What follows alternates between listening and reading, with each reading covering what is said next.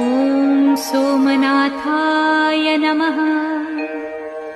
ॐ मल्लिकार्जुनाय नमः। ॐ महाकालेश्वराय नमः। ॐ ओंकारेश्वराय नमः। ॐ वैद्यनाथाय नमः। ॐ भीमशंकराय नमः। ॐ रामेश्वराय नमः।